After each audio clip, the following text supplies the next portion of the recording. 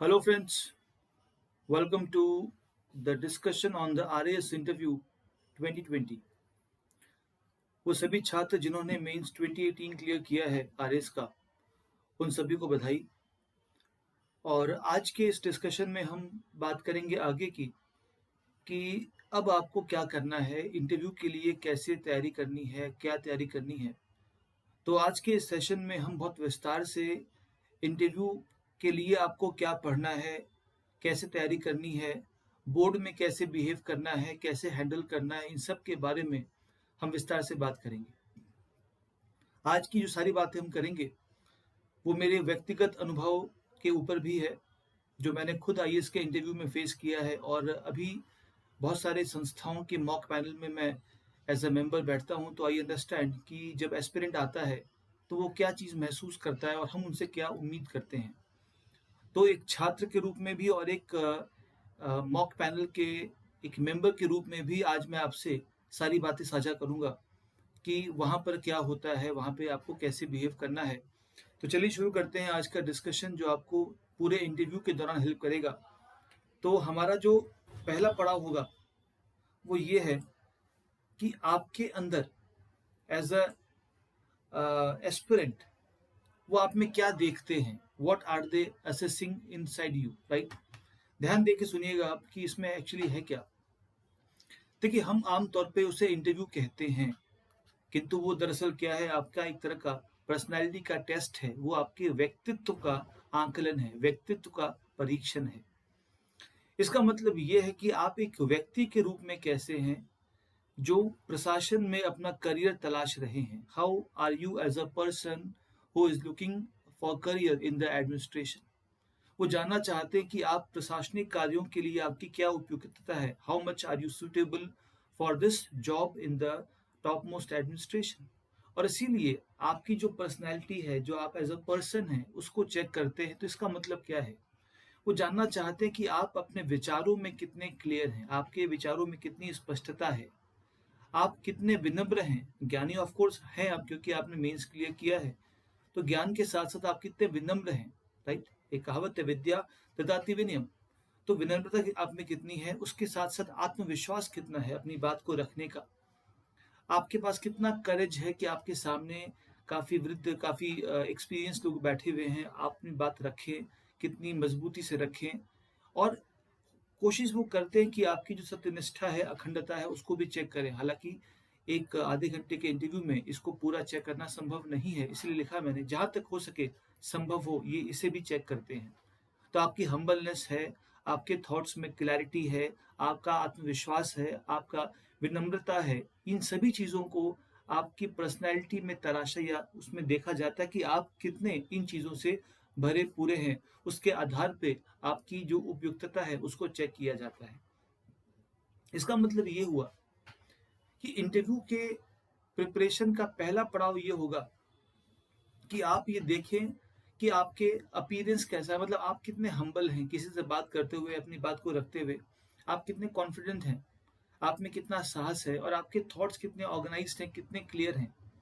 कोई क्वेश्चन पूछा जाए आपसे, तो आपके पास एक क्लियर उत्तर हो। देखो, ऐसा नहीं है कि हर एक इशू पर सभी के मत एक होंगे। आपका जो भी मत हो, फॉर एग्जाम्पल नागरिकता संशोधन बिल या एक्ट की अगर बात की जाए, तो उस पे आपके थॉट्स जो भी हों, चाहे वो सरकार के समर्थन में हो या विपक्ष में हो, वो बिल्कुल क्लियर होने चाहिए कि हाँ, आप ये सोचते हैं। रैंडम थॉट है, अनऑर्गेनाइज्ड थॉट है, अनक्लियर थॉट है, उसकी वैल्यू नहीं होती। वो आपकी पर्सनैलिटी के नेगेटिव एस्पेक्ट को दर्शाता है। अब इन सब के आधार पर आपको देखा जाएगा कि आप बाकियों से भिन्न हैं और आपका सिलेक्शन की चांस आपके बढ़ जाएंगे। नाउ, अब आपको क्या करनी है, किन चीज़ों पे काम करना है, किन एरियाज पे आपको काम करना है, ज़रा उसकी बात हम करते हैं, किन क्षेत्रों पे आपको काम करना है, राइट? अब देखिए, ऐसा है कि ज्ञान की मैंने बात की कि जो विषय का ज्ञान है, वो सब तो एक अलग चीज़ है, वो आपको पता है, उनमें कोई खास बात नहीं है। लेकिन आपसे ये अपेक्षा की जाती है कि जो आपका विषय है, जो आपका बैकग्राउंड है, जो आपका पारिवारिक बैकग्राउंड है, आपका एकेडमिक बैकग्राउंड है, आपके शौक है, आपकी रुचियाँ हैं, आपके पुरस्कार हैं या आपकी उपलब्धियाँ हैं, राइट? इन सभी के बारे में आपको विस्तार से अच्छे से पता होना चाहिए, राइट? जैसा मैंने कहा कि इंटरव्यू में आपको ये देखते हैं कि वो देखते हैं कि आप इन चीज़ों के लिए कितना उपयुक्त हैं, राइट? अब जहाँ तक किसी करंट अफेयर्स की बात है तो वो एक अलग पार्ट है, किंतु सबसे इम्पोर्टेंट चीज़ ये है कि आपकी जो पर्सनैलिटी है, आपकी पर्सनैलिटी बनी है आपके जन्म स्थान से, आपके पारिवारिक पृष्ठभूमि से, आपके एकेडमिक बैकग्राउंड से, आप किस स्ट्रीम से हैं, किस कॉलेज से पढ़े हैं, आपका क्या बैकग्राउंड इत्यादि रहा है, आपके शौक क्या हैं, आपकी रुचियाँ क्या हैं, आपकी हॉबीज़ क्या हैं, आपको किन विषयों में पुरस्कार मिला है, क्या उपलब्धियाँ हैं, ये सब जो आपकी पृष्ठभूमि है, ये आपकी पर्सनैलिटी का एक प्रतिबिंब है। और दरअसल इसी चीज़ों से वो चेक करते हैं कि आपकी पर्सनैलिटी कैसी है। यदि आपके कुछ शौक हैं, राइट, और उसमें आपने अच्छा काम किया है, इसका मतलब आपके शौक जेन्युइन है, आप उसको परस्यू करते हैं, आपके इंटरेस्ट थोड़े से परमानेंट हैं, मतलब आप मैच्योर पर्सनैलिटी हैं। आप कहेंगे आपके पास 50 शौक हैं और किसी भी शौक के बारे में आपको खास रुचि या किसी जब क्वेश्चन पूछा गया तो आपको पता ही नहीं कि उसके डीप में क्या है, इसका मतलब आपके शौक क्या है, काफ़ी सतही हैं। तो उस सतही ज्ञान या सतही पर्सनैलिटी को ऐसे सर्विस में उतना सेलेक्ट किया नहीं जाता, क्योंकि यहाँ पर भी आपको डाउन द लाइन अपने अपने विषयों में, अपने अपने फील्ड में कुछ गहराइयों से काम करना पड़ेगा। आपकी हॉबीज़ जो हैं, आपकी पर्सनैलिटी को दर्शाती हैं। उन हॉबीज़ में आपका ज्ञान, आप कहेंगे ज्ञान, देखिए मेंस में सब्जेक्ट का ज्ञान चेक होता है, इंटरव्यू में आपके अपनी पर्सनैलिटी के बारे में आपका ज्ञान चेक होता है कि आपने सपोज़ कहा कि आपकी हॉबी है कॉइन कलेक्ट करना, स्टाम्प कलेक्ट करना, तो आपने किस हद तक उसको फ़ॉलो किया है? क्या वो शौक आपका अभी-अभी उभरा है? क्या आपने किसी को देखकर किया है? क्या आपने उसको किया फिर आपका मन बदल गया, आपने कुछ और किया फिर बदल गया? तो क्या आप इस प्रकार की पर्सनैलिटी के व्यक्ति हैं? इन सब का वो पता करते हैं। यदि आपने किसी अमेरिका, चाइना के मुद्दे पे उत्तर नहीं दिया, वो चलेगा। किंतु यदि आपको अपने जन्म स्थान के बारे में पता नहीं है, अपने पारिवारिक पृष्ठभूमि का कोई ज्ञान नहीं है, या अपने शौक या रुचियों के बारे में विशेष ज्ञान नहीं है, इसका मतलब आपकी पर्सनैलिटी का बहुत अच्छा संकेत आपने नहीं दिया है, आपने सतही ज्ञान होने की पर्सनैलिटी का एक प्रमाण दिया है। और इसीलिए ये चीज़ें विषय का हिस्सा तो नहीं है, ये किंतु आपका हिस्सा तो है, और इसीलिए इन विषयों में, इन चीज़ों में 100% स्पष्टता, क्लैरिटी की उम्मीद की जाती है, जो आपके व्यक्तित्व को दर्शाती है। इसीलिए ये सबसे इम्पोर्टेंट काम होना चाहिए कि आप किसी करंट अफेयर्स, किसी सब्जेक्ट का उत्तर भले ही चूक जाएँ, किंतु इन चीज़ों में आपकी चीज़ें मज़बूत हों, ताकि आपकी पर्सनैलिटी के एक स्ट्रॉन्ग पार्ट को वहाँ पर इमेज मिले। अब ज़रा बात करते हैं कि आपके विषय या वर्तमान जो करंट अफेयर्स है, उसकी कितनी भूमिका है। देखिए, आमतौर पे ऐसा कहा जाता है कि मेंस में आपके ज्ञान को चेक कर लिया गया, तो इंटरव्यू में उस ज्ञान को चेक नहीं करते। कुछ हद तक ये बात सही है, कुछ हद तक बात गलत है। वो इसलिए कि मान लीजिए हम बजट पढ़ते हैं, भारत सरकार का बजट आता है, तो क्या केवल बजट आपने एग्ज़ाम के लिए पढ़ा है? क्या आपको बजट में विशेष रुचि नहीं होनी चाहिए? कोई सरकार का बिल आया है, कोई करंट अफेयर्स चल रहा है, तो क्या आपने एग्ज़ाम से पहले ही पढ़ा उसको? तो क्या आप ये कहेंगे इंटरव्यू में कि मुझे पता नहीं है, मैंने एग्ज़ाम दे दिया, वहाँ चेक कर लो? ऐसा नहीं हो सकता। जो चीज़ें बहुत बेसिक है, मान लो कोई बहुत ही टिपिकल बिल आया है, कोई नया स्कीम आई है, उसके बारे में पता नहीं हो चलेगा। किंतु जो मोटा-मोटा एक बेसिक्स है, राइट? हमारे आस-पास का जो एटमॉस्फेयर है, उसके बारे में पता होना चाहिए, वो भी पर्सनैलिटी का पार्ट है। अगर मुझे या मान लीजिए आपको किसी भी विषय में इंटरेस्ट जेन्युइन होगा, तो क्वेश्चन कहीं भी पूछेंगे, आपको उसका उत्तर मोर और लेस पता होगा। फ़र्क इतना होगा कि मेंस के समय आपने उसमें गहराई से ज्ञान प्राप्त किया होगा, और इंटरव्यू में आपको मोटा-मोटा ज्ञान तो होना ही चाहिए। आप कहेंगे मुझे बजट का आइडिया नहीं है, मुझे बिल्कुल आइडिया नहीं है। तो ये दर्शाता है कि आप शायद बजट में एक नेचुरल इंटरेस्ट नहीं रखते हैं। आपने एग्ज़ाम को देखते हुए बस पढ़ाई की थी, एग्ज़ाम खत्म हो गया, आप उसको भूल चुके हैं। तो it's not a good sign of the personality. तो जो भी प्रशासनिक गतिविधियां हैं, कोई ऐसा मुद्दा हुआ, उत्तर प्रदेश में एनकाउंटर हुआ, या राजस्थान की पॉलिटिक्स का मुद्दा जो चल रहा है, इन सभी के बारे में आपको ज्ञान तो होना चाहिए, भले ही उसके बारे में आपने मेंस में किसी न किसी फॉर्म में उसका उत्तर लिखा ही क्यों ना हो। इसीलिए knowledge of the basics must है, इसका ज्ञान बहुत ज़रूरी है। ये भी क्या है, आपकी पर्सनैलिटी का पार्ट है। यू कैन नॉट से कि मुझे नहीं पता।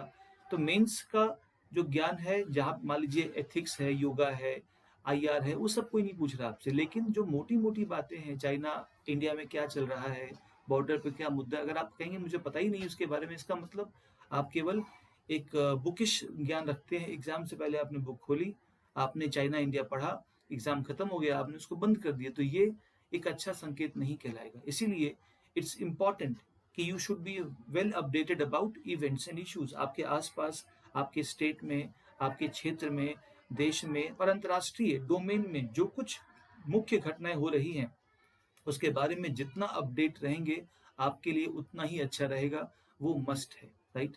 और जो भी घटना, मुद्दा हुआ, उस पे आपका विचार स्पष्ट होना चाहिए। You should have a view. आप डेटा देखो, व्यू का मतलब ये है कि हमारे सामने कोई भी मुद्दा लें आप, तो एक सरकार का व्यू होगा, एक विपक्ष का व्यू होगा, एक जनता का व्यू होगा, राइट? चूँकि आप एक सिविल सर्विस में जाना चाहते हैं, तो आपके पास इन तीनों व्यूज़ का एक सार होना चाहिए कि सरकार का व्यू क्या है, जनता के समर्थन में क्यों है, अपोजिशन क्या कह रही है, उनका तथ्य क्या है।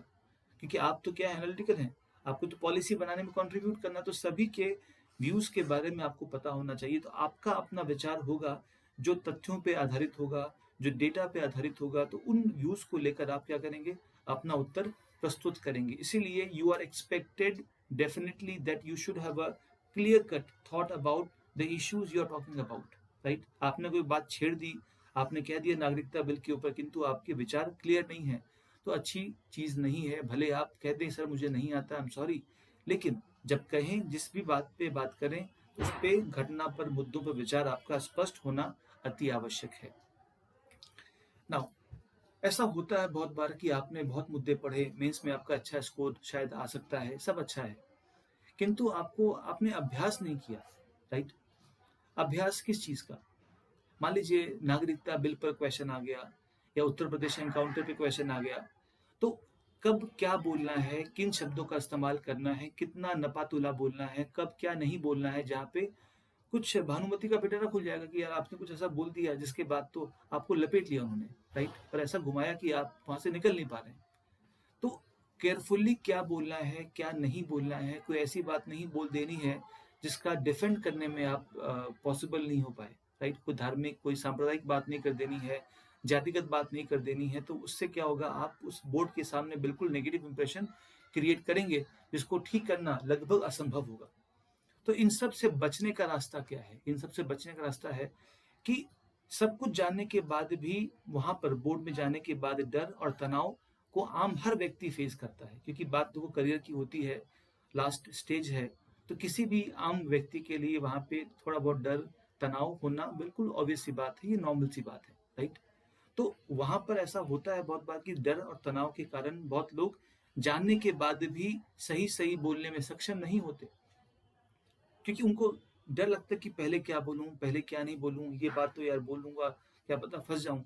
इसीलिए सबसे इम्पोर्टेंट है कि सब कुछ जानने के बाद रेगुलरली डेली बेसिस पर आपको नियमित अभ्यास करना है, राइट? आप ऐसा समझिए कि आपसे कोई क्वेश्चन पूछ रहा है कि अच्छा इसका आंसर क्या, आप इसको कैसे देखते हैं आप? या चाइना के इस इश्यू को कैसे देखते हैं आप? पाकिस्तान और भारत के संबंध का फ्यूचर कैसे देखते हैं आप? तो इन सब के बारे में क्लियर कट कंटेंट आपके पास होना चाहिए कि हाँ सर ऐसा ऐसा पॉइंट है और मेरा मत ये है, ताकि वहाँ पे आपको बहुत अधिक टाइम ना लगे, कोई आपके आंसर में अजीब चीज़ ना हो, क्लियर कट हो, क्लैरिटी ऑफ थॉट्स हो, और एक ऑर्गेनाइज्ड आंसर होना ज़रूरी है, राइट? जो पॉइंट पहले आएगा वो पहले बोलें, जो अंत में आएगा अंत में बोलें। और ये बातें प्रैक्टिस से आती हैं, इसको लिखा कर, पढ़ा कर समझाया नहीं जाता। और इसीलिए जो अभ्यास है आपका, अभ्यास दरअसल आपके उत्तर में स्पष्टता और आपके अंदर आत्मविश्वास लाएगा।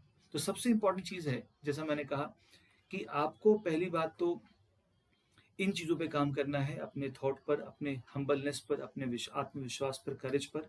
उसके बाद आपको अपने पृष्ठभूमि पर काम करना है, अपने परिवार, जन्म स्थान, क्षेत्र, अपने इस जन्म स्थान पे कौन-सी खेती होती है, कौन-सी फसल होती है, ये पता होना चाहिए, क्योंकि इससे पर्सनैलिटी को दर्शाया जाता है कि आप में कितना इंटरेस्ट है। हम ये कहें कि रशिया में इतने फॉरेस्ट हैं, हमको पता है, लेकिन हमको अपने गाँव का ही पता नहीं है, इसका मतलब क्या है? कि हम केवल एक सतही बातें करते हैं, हमने किताब में पढ़ लिया कि रशिया में इतने फॉरेस्ट हैं, अमेरिका में इतने इसकी खेती होती है। तो अमेरिका, रशिया, जापान की खेती से पहले हमें अपने जन्म स्थान की खेती का पता होना चाहिए। इसीलिए ये चीज़ें ज़रूरी हैं। और उसके बाद जब आपने ये तैयारी कर ली है अपने पृष्ठभूमि की, अपने एकेडमिक उसकी, फिर आपने ये भी पढ़ लिया कि करंट अफेयर्स मोटा-मोटा क्या है, राजस्थान की मुख्य स्कीमें क्या हैं, राजस्थान में किस क्षेत्र में क्या होता है। आम तौर पे जो घटना चल रही है राजस्थान में, क्राइम, लॉ एंड ऑर्डर कैसा चल रहा है, क्या स्टेटस है, आपका क्या व्यू है, या आप कैसे उसको अपडेट करेंगे, ठीक करेंगे, इन सब के बारे में आपको प्रिपेयर करना पड़ेगा। तो राजस्थान में जो कुछ चल रहा है, कोविड महामारी से निपटने में भिलवाड़ा मॉडल क्या है, राइट, या राजस्थान में किस प्रकार से इससे निपटा गया, इन सब के वर्तमान जो ज्ञान है उसकी बहुत भूमिका है। तो वर्तमान नॉलेज के साथ साथ आपकी पृष्ठभूमि का नॉलेज जरूरी है, और सबसे अधिक जरूरी है उस नॉलेज का रेगुलर एक्सरसाइज। कि अगर आपको कहने को आ गया भिलवाड़ा मॉडल के ऊपर, तो आप बताएंगे कि वो मॉडल क्या था, उसमें क्या किया गया, ये बाकी केरल के मॉडल से या आगरा के मॉडल से वो कैसे भिन्न है, राजस्थान में कोविड की केसेस कैसे बढ़ गए, टूरिज्म कैसे, टूरिज्म को वापस लाया जाए। तो ये चीज़ें क्वेश्चन पूछेंगे आपसे कि राजस्थान में टूरिज्म बहुत इंपॉर्टेंट है और कोविड महामारी से टूरिज्म घटा है, तो आप क्या प्रयास करेंगे, आप क्या सोचते हैं। तो इन सब के बारे में वहां पर सोचोगे तो टाइम लगेगा, सोच के जाओगे, प्रैक्टिस करके जाओगे आप, तो आप वहाँ पर अच्छे से उत्तर दे पाओगे और आपके इंटरेक्शन से बोर्ड एंटरटेन होगा, उसको खुशी होगी कि हाँ, आप वेल प्रिपेयर्ड हैं। इसका बहुत ज़्यादा इम्पैक्ट पड़ता है जब हम इंटरव्यू लेते हैं। तो ये अच्छी बात है कि वो सोच के बताए, किंतु यदि वो प्रिपेयर्ड है तो उसका एक अलग इंप्रेशन पड़ता है कि हाँ, वो सिंसियर है, सिंसियरिटी शो होती है, राइट। तो आंसर सही देना ज़रूरी है, और ये भी ज़रूरी है कि आप एक ऑर्गेनाइज्ड वे में आंसर दें, जिसके लिए अभ्यास का कोई मुकाबला नहीं है। अब बात करते हैं ड्रेस कोड की। देखिए, पिक्चर से क्लियर होगा आपको कि dress code by default should be professional, right. ऐसा कोई ड्रेस कोड ना जाए जिससे आपके कैजुअलनेस का कोई मैसेज जाए, राइट। तो लेडीज़ के लिए इट्स प्रेफरेबल, ये देखो ऐसा कुछ नहीं है, फिर प्रेफरेबल है कि लाइट कलर की साड़ी साड़ी हो, राइट। और जहाँ तक हो सके कोई भी जो एक्सेसरीज हैं उसको अवॉइड करें। सोने के आभूषण जो चमकदार हों, कोई ऐसा चूड़ियाँ जो खनक रही हों, ये बहुत डिस्ट्रैक्ट करते हैं, इज दैट क्लियर। तो कोशिश करें कि कम से कम ऐसे जवाहरत हों, इसको आप शादी वादी में दिखा सकते हैं, वहाँ पर प्लीज़ इसको शो ऑफ ना करें। बैंगल्स हैं, आप उठे बैठे बिल्कुल सब खनक रहा है सब कुछ, तो वो चीज़ें थोड़ी सी डिस्ट्रैक्ट करेंगी। तो कोशिश करें कि ऐसी चीज़ें मिनिमम हों, राइट। जहाँ पर मान लीजिए कोई आवश्यकता हो, कोई परंपरा हो, एक अलग चीज़ है। फिर भी कोशिश करें कि आप इस सिंपल वेल ड्रेप्ड साड़ी में, लाइट कलर साड़ी में वहाँ पहुँचे, राइट। और जो जेंट्स हैं, जो बॉयज़ हैं, उनके लिए देखिए ड्रेस तो वैसे आपका अपना, बट ऐसा कलर ऐसा हो जो आँखों में चुभे नहीं। आपने बिल्कुल तड़क-भड़क चमकीला शर्ट पहन लिया तो वो एक्सेप्टेबल नहीं होगा, अजीब लगेगा। तो बेहतर होगा लाइट कलर व्हाइट या blue shirt, dark trousers, right. ये तो मिनिमम है। इसके अलावा आपको लगे तो आप कंफर्टेबल हों, तो आप टाई भी पहन सकते हैं, अच्छा लगेगा टाई से, it looks more professional, is that clear? तो ये सबसे मोस्ट सूटेबल ड्रेस कोड रहेगा। और ऑफ कोर्स आपके हेयर्स अच्छे से कोम्ब हों, राइट। और किसी भी केस में आपके चेहरे पर एक फ्रेशनेस हो, एक एनर्जेटिक लुक होना बहुत ज़रूरी है। वहाँ पहुँचे बिल्कुल दबे हुए, कुचले हुए, बिल्कुल आँखें सूजी हैं, तो उसका अपने आप इंप्रेशन खराब पड़ेगा। आपको देखते ही लगे कि हाँ, there is a positive energy in the aspirant. उस एनर्जी के एक्स्ट्रा मार्क्स मिलेंगे, आपसे अच्छे क्वेश्चन पूछेंगे। They would feel energetic with you if you are energetic, is that clear? इसीलिए इसका बहुत इंपॉर्टेंट रोल है। देखो, ये आपका पहला इंप्रेशन होगा, वो आपको जानते तो है नहीं। आपको देखेंगे तो आप के ड्रेस कोड, आपके प्रेजेंस, आपके हाव भाव, आपके चेहरे की का जो तेज है, उन सब से उनका पहला इंप्रेशन पड़ेगा।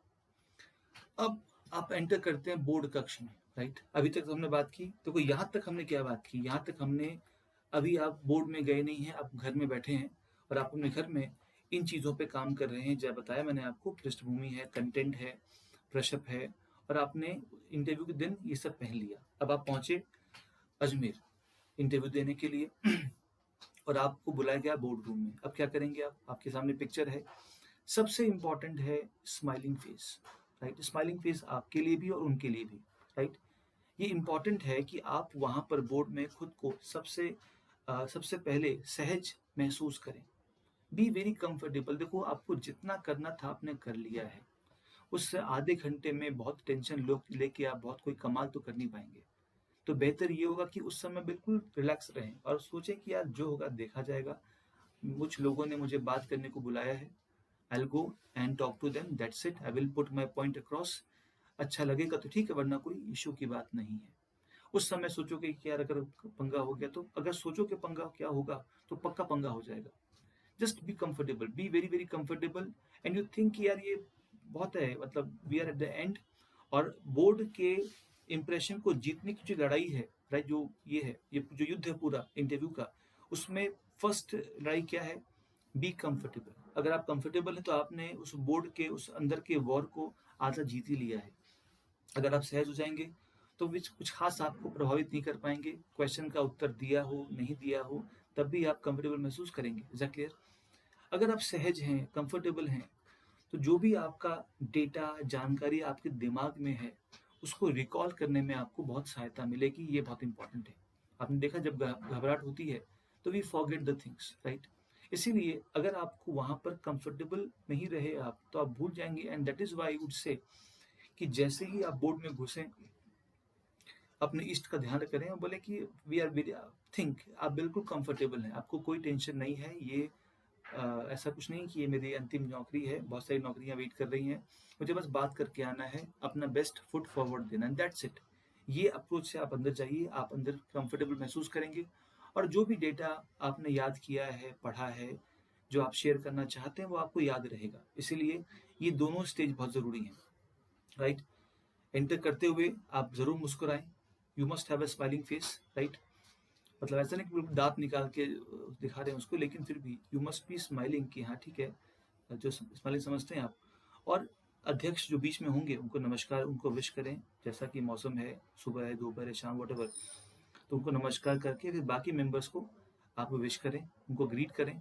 और वो खुद ही आपको बोलेंगे बैठने के लिए, तो प्लीज़ बैठें, बिना बोले तुरंत घुसते ही मत बैठ जाना कि मैं पानी में मिलाओ मैं बैठ गया हूँ, right. So you must show complete sincerity, humbleness and sense of presence कि हाँ आप बिल्कुल कंफर्टेबल हैं।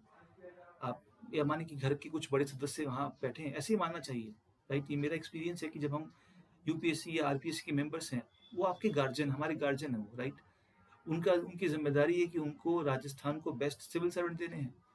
तो घर के जो बुजुर्ग हैं, जो बड़े हैं, उनके सामने आप जा रहे हैं और वो आपसे जस्टिस करेंगे। आप अच्छे से वेल बिहेव्ड होंगे, आपको एक्स्ट्रा मार्क्स मिलेंगे, आपसे क्वेश्चन पूछेंगे, आपको वो कोई भयभीत नहीं करेंगे। ऐसा कभी नहीं होता कि बोर्ड आपको कोई परेशान करेगा, वो तो आपको कंफर्टेबल करके आपकी नॉलेज को, आपकी पर्सनैलिटी को आपको जानना चाहेगा। तो आपके अंदर क्या है उसको पता करने के लिए वो भी कोशिश करेंगे। और अगर आप कोशिश करें तो बात तो अच्छी होगी। तो आप मुस्कुराएंगे, अध्यक्ष को ग्रीट करेंगे, मेंबर्स को करेंगे, वो आपको खुद ही कहेंगे प्लीज़ टेक योर सीट, फिर आप बैठ जाएंगे और तब आपके सवाल जवाब का सेशन शुरू होगा, राइट। तो ये अब बोर्ड में आपका पहला राउंड शुरू हुआ। अब जब कोई भी मेंबर आपसे क्वेश्चन पूछेगा तो ये बहुत इंपॉर्टेंट है कि आप उस मेंबर के साथ में आई कांटेक्ट बना के रखेंगे, ना नीचे ना ऊपर ना आंख बंद, कुछ नहीं, राइट। और बहुत ही गौर से, बहुत ही ध्यान से आप क्वेश्चन को सुनेंगे कि वो क्या कहना चाह रहा है। जैसे मान लीजिए मैंने क्वेश्चन पूछा आपसे और आपने उसको सुन के एक शब्द में उत्तर दे दिया और मेरे क्वेश्चन का उत्तर मुझे मिल गया, आई एम सेटिस्फाइड। अगर आपने मेरे क्वेश्चन के अलावा 1 घंटा बोला तो आई एम नॉट सेटिस्फाइड। इसीलिए डू नॉट रश कि आपको बताना है कि आपको आता क्या है। नो नो, आपको ये बताना है कि उसने पूछा वो जानना क्या चाहता है, राइट। वो जानना चाहता है कि भैया इंडिया चाइना का हालांकि जो हाल ही का मतभेद कहाँ हुआ। आपने गलवान घाटी छोड़कर पूरी कहानी बता दी कि ऐसे देखो 62 में वॉर हुआ था, फिर हमने ये किया, कोई मतलब नहीं है। जो पूछा जाए बस वही उत्तर देना है। और क्वेश्चन सुनते समय आई कांटेक्ट बना के रखें, राइट। उसके हाव भाव पढ़ें, आपको आइडिया मिलेगा कि वो क्या जानना चाहते हैं, आपको फील आएगा, राइट। और सवाल को बहुत ध्यान से सुनें, बहुत ध्यान से सुनना बहुत ज़रूरी है ताकि आप अनावश्यक बात ना करें और उत्तर बोल के रुक जाएं। ऐसा नहीं कि बस बोले जा रहे हैं। मेंबर ने क्वेश्चन पूछा आपसे, अब आपने उत्तर देना शुरू किया, यदि वो नहीं रोकेगा तो आपको चुप हो जाना है उत्तर खत्म करने के बाद। ये नहीं कि अगर वो टोकता नहीं है तो आप बोलते ही जा रहे हैं, नो नेवर।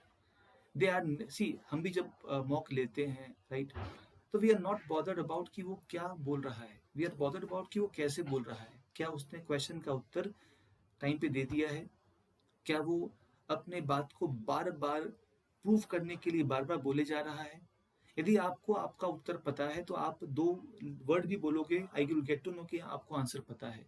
यदि आपको पता नहीं है तो आपने पूरी रामायण बोल दोगे तो भी I will get to know कि इसको पता नहीं है, ही इज ब्लफिंग मी। और जैसे ही ये मैसेज आएगा कि ही इज ब्लफिंग, वो धोखा दे रहा है, members will cut your marks, they will have a negative feedback. और जब आप बोर्ड छोड़ के जाते हैं तो वी डिस्कस कि यार इसने क्या बोला, इसने क्या नहीं बोला, कितने मार्क्स दें, क्या करें। देन दे डिसाइड कि अच्छा इसको इतने मार्क्स देने चाहिए, इसका फीडबैक ये रहेगा। इसीलिए क्वेश्चन को सुनना बहुत ज़रूरी है। और सुनने के बाद आप, यदि आपको लगे कि क्वेश्चन क्लियर नहीं है, ऐसा होता है बहुत बार कि क्वेश्चन क्लियर नहीं होता, राइट, तो बिना क्वेश्चन को समझे जवाब देने में जल्दीबाजी तो बिल्कुल ना करें, राइट। और आपको लगे कि क्वेश्चन थोड़ा सा क्लियर नहीं है तो आप बहुत हम्बली बोले, I beg your pardon sir, I could not get your question, can you please repeat, right. Sir मैं आपका प्रश्न समझिए, मैं क्षमा चाहता हूँ, क्या आप इसको दोहरा सकते हैं? वो बिल्कुल दोहराएंगे, there is no issue, right. हम भी दोहराते हैं, अगर क्वेश्चन हमने पूछा, किसी बोर्ड मेंबर ने पूछा, उनको लगा कि यार कुछ क्लियर नहीं हुआ, क्या पता वर्ड उन्होंने सुना नहीं होगा तो वो आंसर नहीं दे पा रहे हो, तो इसीलिए they have all the right to ask for a repetition of the question. इसीलिए अगर आपको लगे कि यार उत्तर क्वेश्चन क्लियर नहीं है, बहुत हम्बली उसे, सर क्षमा चाहता हूँ, मैं उत्तर क्वेश्चन समझ नहीं पाया, कि आप प्लीज दोहरा सकते हैं, क्या आप थोड़ा सा क्लियर कर सकते हैं, तो वो बिल्कुल बताएंगे। तब आप उत्तर देना शुरू करें। Is a clear? तो क्वेश्चन सुनते वक्त आई कॉन्टैक्ट जरूर रखें, क्वेश्चन को ध्यान से सुने, और क्वेश्चन क्लियर ना हो तो उनको रिक्वेस्ट करें humbly, right, with all the humbleness कि please can you repeat the question. और जब आपने क्वेश्चन सुन लिया तो अब आपकी बारी शुरू होती है, आपको उत्तर देना है, राइट। मान लीजिए आपने कोई क्वेश्चन सुना और you have some doubt on the answer, right, you have some doubt कि यार पता नहीं इसमें क्या बोलना है, तो सवाल पर सोचने के लिए कुछ टाइम ले लें, और इसमें कोई हार्म नहीं है, there is no issue in taking some time. I have seen multiple candidates, they have done very well, but mostly what they have done is कि क्वेश्चन जब सुना, they took few seconds to think on the question, but जब उत्तर दिया तो बहुत अच्छा उत्तर दिया। So the idea is, do not rush to give answer, give a precise answer, जिसके लिए अगर आपको टाइम लगे सोचने में, उसमें कोई बुराई नहीं है, कोई शर्म भी नहीं है। Is that clear? So there is no harm और shame in taking some time to think over the question और द आंसर। तो यहाँ पे भी सौ कि उनसे, उन्होंने आपसे क्वेश्चन पूछा, आपने क्वेश्चन सुना, अब आपकी बारी है, तो आपने कहा, या आपने कुछ कहा नहीं, आपने बस एक 2 3 5 सेकंड के लिए सर अपना नीचे किया, और आपने सोचा और आपने उत्तर दिया। तो क्या सोचेंगे आप सोचेंगे कि यार उत्तर क्या होगा, पहली बात तो ये, और उस उत्तर का ऑर्डर क्या होगा। You must have two things. For example ऐसा होता है कि दे आस्क यू क्वेश्चन कि अभी इंडिया चाइना के बीच क्या हुआ था, और आपको क्या लगता है कि वो ठीक हो पाएगा? अब यहाँ 2 क्वेश्चन आ गए, क्या हुआ था एक क्वेश्चन, और क्या वो ठीक हो पाएगा दूसरा क्वेश्चन। तो आपको दोनों को सुनकर ऑर्डरली आंसर देना होगा कि सर द इशू ये था कि अभी बॉर्डर पर चाइना ने हमारे रोड कंस्ट्रक्शन को अपोज किया, और इस प्रकार से झगड़ा शुरू हुआ, किंतु अब दोनों देशों ने सेनाओं को पीछे खींच लिया है, तो अब उम्मीद है कि शांति आ जाएगी, राइट। तो यहाँ पे आपने सोचा है और उत्तर को व्यवस्थित करके अपना आंसर दिया है। So this actually satisfies the board member who has asked the question, right. तो यहाँ पर the most important thing after you here the question, जैसे ही पार्ट खत्म होता है ना, you have heard the question, these 2 points are very important, that you hear the question carefully, you take some time, अगर आपको उत्तर नहीं पता या आपको लग रहा है कि let me think, right, और आंसर को ऑर्गेनाइज करें और फिर बोलना शुरू करें। अब जब आप बोलना शुरू करें तो उस भाषा में उत्तर दें जिसमें आप सबसे अधिक कंफर्टेबल हैं, right. Never ever try to show off your English, कोई मतलब नहीं है इसका, English is just a language, इसका कोई फर्क नहीं पड़ता, राइट। ऐसी भाषा का इस्तेमाल ना करें जिससे ना आप समझते हो ना कि वो समझ पाएंगे, राइट। इसीलिए ट्राई टू शो, देखो आपको अपने एक्सप्रेशन, आपके थॉट्स पहुंचाने हैं, राइट। आपको दिल्ली से मुंबई जाना है तो जाना है, ट्रेन हो बस हो फर्क नहीं पड़ता, राइट, जिसमें आप कंफर्टेबल हो उससे पहुंचे। तो सिमिलरली आपको अपनी बात खुद से वहां तक पहुंचानी है, तो जिस लैंग्वेज में आप कंफर्टेबल हो, हिंदी या इंग्लिश, उसमें बात रखें। और इसमें कोई भी फर्क नहीं पड़ता, किसी भी बोर्ड को फर्क नहीं पड़ता, एज लॉन्ग एज आप अपनी बात को सटीकता से, स्पष्टता से कह रहे हैं। तो अपनी अंग्रेजी को दिखाने की कोशिश बिल्कुल ना करें, ऐसा बिल्कुल नहीं होता कि आपको लगेगा अंग्रेजी बोलूंगा तो लगेगा अच्छा बहुत ही स्मार्ट कैंडिडेट है, नहीं। अंग्रेजी आती हो तो अच्छी बात है, नहीं आती हो तो कोई बात नहीं है, आप हिंदी में अच्छे से बोलें, ओनली थॉट्स। आपके विचार मैटर करते हैं, विचार अच्छे होंगे तो मार्क्स मिलेंगे, लैंग्वेज का कोई मार्क्स नहीं मिलता। अब आपका क्वेश्चन ये होगा कि अगर मुझे उत्तर पता नहीं तो क्या क्या करूं मैं, राइट? कोई पाप हो जाएगा उत्तर पता नहीं तो? बिल्कुल नहीं। अगर किसी मामले में आप नहीं जानते, राइट, तो फॉर अ मोमेंट आपने क्वेश्चन सुना, आपको लगा ये तो पता नहीं कहाँ से पूछ लिया, राइट, मुझे पता नहीं, कोई क्वेश्चन पूछ लिया आपके गांव के बारे में, जिले के बारे में, देश के बारे में, अंतर्राष्ट्रीय मुद्दों के बारे में, ये विषय के बारे में पूछ लिया। ऐसा होता है बहुत बार कि बोर्ड में हिस्ट्री का बंदा बैठा हुआ है, उसने हिस्ट्री का क्वेश्चन पूछ लिया आपसे, ऐसा हो सकता है और आपको नहीं पता, राइट? तो डोंट रश कि यार मुझे क्या पता होगा, I how would I know, right? For a moment you try to think, एक पल के लिए ठहरे, फिर विनम्र से होकर कहें sir I am not aware of this, मुझे इसका ज्ञान नहीं है, मुझे इसके बारे में जानकारी नहीं है, राइट? तो अगर आप ये भी कहते हैं तो it's totally perfect, totally okay when you से कि sir I am not aware of this, right? आपको हर चीज़ के बारे में जानकारी होना हो ऐसा कोई आवश्यक नहीं है। You have to the right to say sir ये हम मुझे इसका नहीं पता। अब ऐसा कहते हुए बार बार सॉरी कहने की आवश्यकता नहीं है। सॉरी हम तब कहते हैं जब हमने कोई मिस्टेक की होती है, राइट? आंसर नहीं जानना कोई मिस्टेक नहीं है, राइट? वो भी कोई क्वेश्चन आप भी पूछोगे ना किसी से, तो बोर्ड के मेंबर को भी पता हो ऐसा कोई श्योर नहीं है।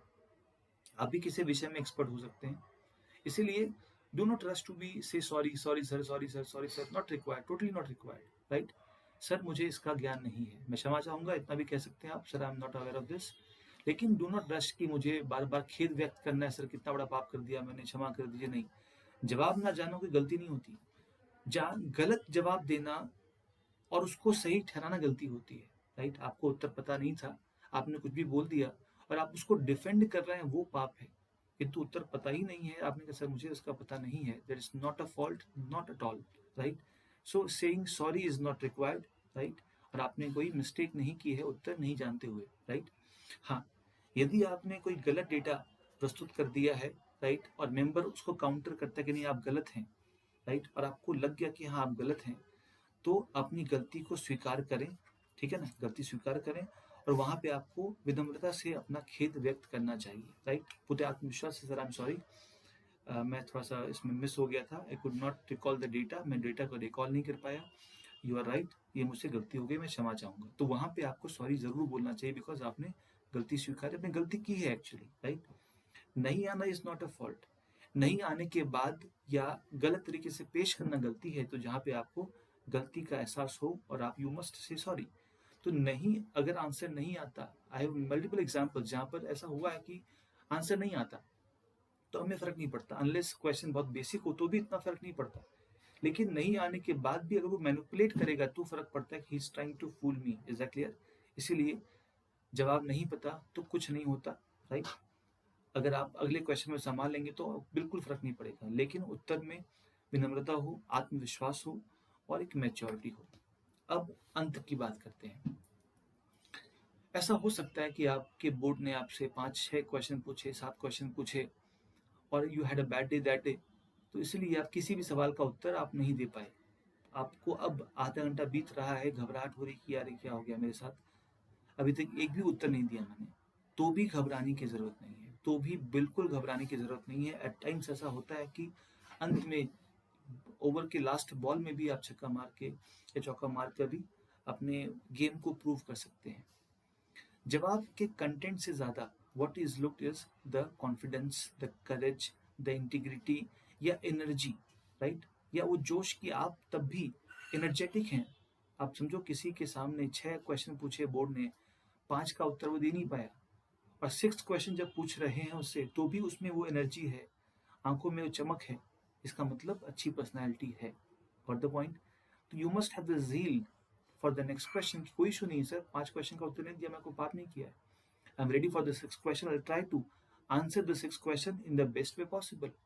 तो more than the answer what we look for is the courage, साहस है कि हम फेस करेंगे, आत्मविश्वास है कि अच्छे से उत्तर देंगे, इंटीग्रिटी है कि यहाँ भी अगर नहीं आएगा तो आई से सॉरी, आई विल से ऐसा मुझे नहीं पता और अगले क्वेश्चन का वेट हम करेंगे। That is the end part, right? तो अगर इवन इंटरव्यू के एंड तक भी आप उत्तर नहीं देते तो भी घबराने की विशेष बात एज सच नहीं है, राइट? और आप क्या करेंगे, अब मान लो इसके बाद भी आपने उत्तर नहीं दिया या दे दिया, अब आप जा रहे हैं तो क्या करेंगे, सिंपली आप अध्यक्ष को ग्रीट करेंगे, थैंक यू बोलेंगे और वहाँ से मेंबर्स को बोलेंगे रूम, ना कि आप वहाँ पर अच्छा चलता हूँ दुआ में याद रखना ऐसा कुछ बोल के मत निकलना। कोई यहाँ तूफानी काम करने की कोशिश, बहुत लोग ऐसा होता है, they try to show as कि कितने मैच्योर हैं, sir please let me know कोई मेरी गलती कहाँ हुई, कुछ भी नहीं बोलना, nothing has to be said told, कुछ भी नहीं, कोई एक्टिंग ओवर एक्टिंग नहीं, चुपचाप ग्रीट करना है मुस्कुराते हुए, पहले चेयरमैन को, फिर मेंबर्स को, और फिर उस रूम से आपको साइलेंटली निकल जाना है। कोई ओवर एक्टिंग करने की ज़रूरत नहीं है, कोई भी एक्स्ट्रा बात करने की ज़रूरत नहीं है, क्योंकि वो इंप्रेशन को ख़राब कर देता है। ऐसा लगता है कि आप अपने पॉइंट को जस्टिफाई करना चाहते हैं, आपने उत्तर नहीं दिया, तो आप यहाँ वहाँ की बात करके उनको इम्प्रेस करना चाहते हैं, नेवर।